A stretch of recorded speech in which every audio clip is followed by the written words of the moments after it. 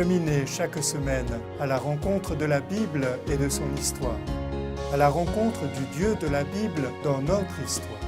Écoutez les mots du livre, feuilletez les pages du livre et nous émerveillez de ce qu'elles disent.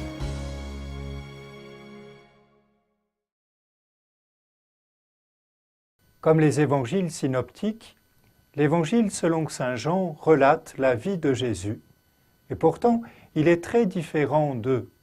On l'a appelé l'évangile spirituel, le plus accompli de tous. Jean était disciple de Jésus, le plus jeune. Le Nouveau Testament le présente comme le fils cadet de Zébédée. Mais parlant de lui-même dans son évangile, Jean se présente par l'expression « celui que Jésus aimait ».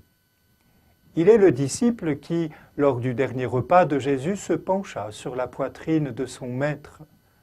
Proche de Jésus, Jean fait partie du groupe des trois, le cercle rapproché des 12, Pierre, Jacques et Jean.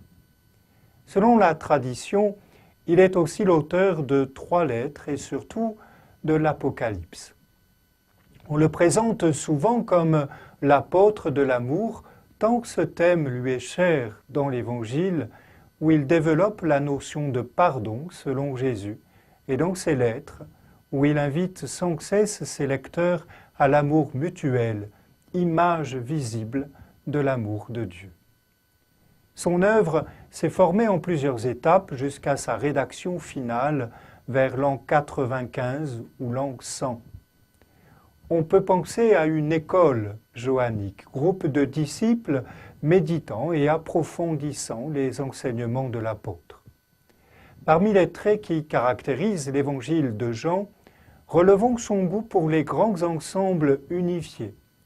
Pas de récits rapides de miracles comme chez les synoptiques, mais d'amples narrations de 7 miracles choisis.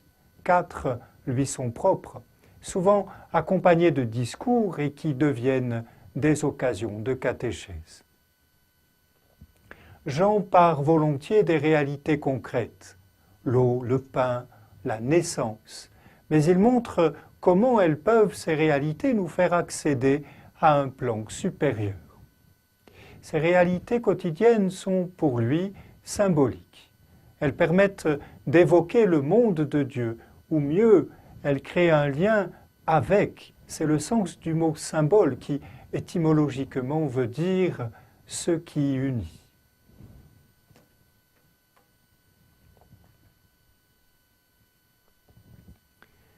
Celui que Dieu a envoyé dit les paroles de Dieu, qui lui donne l'Esprit sans mesure. Le Père aime le Fils, et il a tout remis en sa main.